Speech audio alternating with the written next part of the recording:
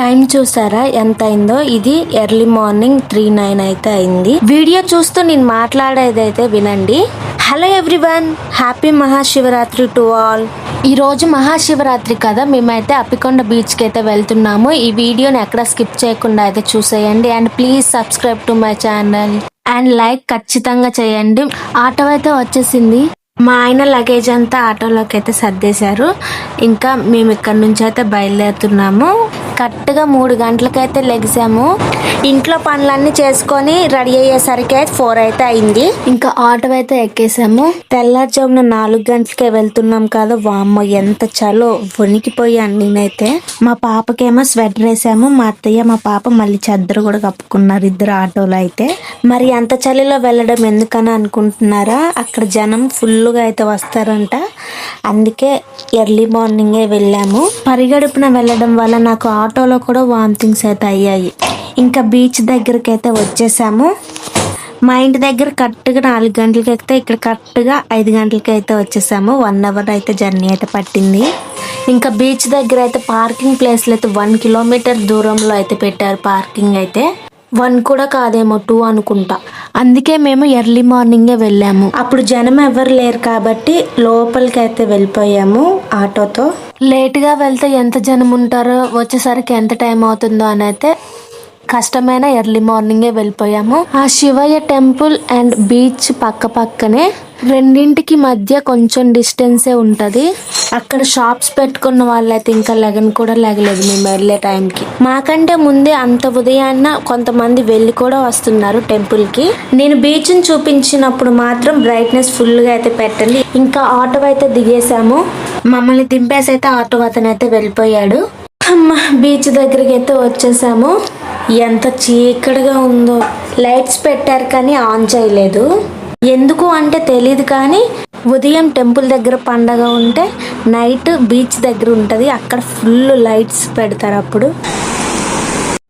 Video అంతా ఇలా చీకటిగా అయితే ఉండదు, ఎక్కడ స్కిప్ చేయకుండా అయితే చూడండి. చిన్నగా తెల్లారిపోతుంది. అసలు మేము ఇంత ఎర్లీ మార్నింగ్ వెళ్ళడానికి మెయిన్ రీజన్ మా మావయ్య గారు చనిపోయారు కదా, ఆయన మైల తీర్చుకోవడానికి అయితే వచ్చాము. ఇంకా ఇక్కడ జరగాల్సిన కార్యక్రమం జరిపించి పిండాలైతే సముద్రంలో అయితే కలిపేసిండు మా ఆయన. ఇంకా అందరం సముద్రంలో అయితే మునిగాము, పాపతో సహా. మా పాప ఇంటి దగ్గర స్నానం చేయించినప్పుడు ఫుల్గా ఏడుస్తుంది, కానీ ఈ సముద్రంలో స్నానం చేసినప్పుడు అసలు ఏడవలేదు. ఆ వాటర్లోకి వెళ్ళి ఆడుతుంటే ఏం లేదు, కానీ ఇంకా వాటర్లో నుంచి బయటకు వచ్చినాక చూడు వణికిపోయాం అసలు. ఫుల్ చలి. ఇంకా తెల్లారుతూ ఉండగా జనం అయితే పెరుగుతూ ఉన్నారు. అటో ఇటో మేము బీచ్లో 3 అవర్స్ అయితే ఉన్నాము. ఇంకా మా పాపని మంచిగా రెడీ చేసి ఫొటోస్ తీద్దాం అనుకుంటే అస్సలు ఫొటోసే దిగలేదు.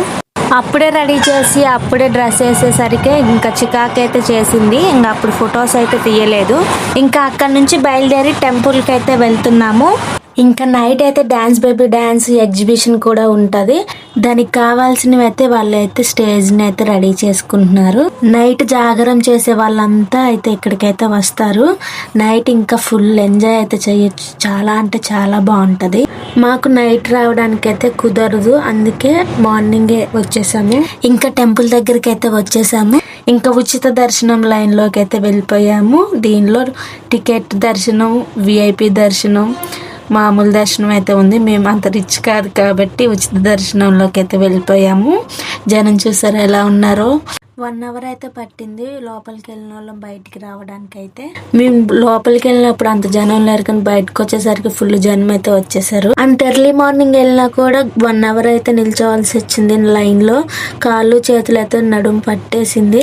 ఇంకా టెంపుల్ బయట కొన్ని ఫొటోస్ తీసుకొని అయితే ఇంకా టెంపుల్ నుంచి అయితే బయటకి అయితే వచ్చేసాము. ఇంకా కడుపులో ఎలకలు పరిగెడుతుంటే టిఫిన్ చేద్దామని టిఫిన్ షాప్కి అయితే వెళ్ళాము. ఇంకా టిఫిన్ అయితే తినేసాము. ఫస్ట్లో కొంచెం చీకటిగా ఉందని అయితే ఫొటోస్ అయితే బీచ్లో దిగలేదు. మళ్ళీ బీచ్లో దిగుదామని అయితే మళ్ళీ బీచ్కి అయితే బయలుదేరాము. తెలంగాణలో మా ఖమ్మం సైడ్ అయితే అసలు ఇలా ఉండనే ఉండదు. అక్కడ ఎలాగంటే ఇలానే ఎవరైనా చనిపోయినప్పుడు మైలుంటే ఆ ఫ్యామిలీ మెంబర్స్ అందరూ వెళ్ళి అక్కడే వండుకొని అక్కడే స్నానాలు చేసి అక్కడే భోంచేసి అక్కడే దర్శనం చేసుకొని అయితే వస్తారు. ఇక్కడ అలాగైతే కాదు. ఎవ్వరు వండుకొని తిన్నట్టు అయితే అస్సలు కనిపించనే లేదు. ఈ ఇసుకలో అసలు నడవడానికే కుదరట్లే. నా చెప్పు అయితే తెగిపోయింది కూడా. అప్పటికి ఇప్పటికి చూడండి ఎంత జనం వచ్చారో, ఇంకా కొంచెం తక్కువే అంట. ఈరోజు మా నాయనమ్మది కూడా మా నాన్న వాళ్ళు అయితే మైలు తీర్చుకుంటున్నారు.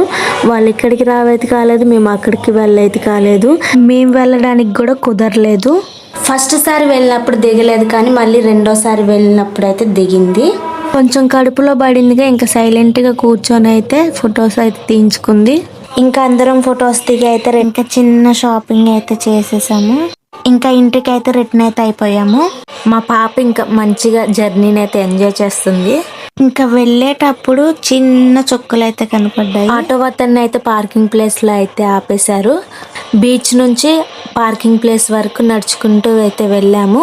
ఇంకా ఆటో ఎక్కిన దగ్గర నుంచి నాకు మొదలయ్యాయి కష్టాలు. ఫుల్గా వామిటింగ్స్ అయితే అయ్యాయి, ఫుల్ నీరసించిపోయాను. అసలు ఇదేంటో నాకు కారు పడదు, బస్సు పడదు, ఆఖరికి ఆటోలో కూడా వామిటింగ్స్ అయితే అవుతుంది. ఇంకా మా ఇంటికి అయితే వచ్చేసాము.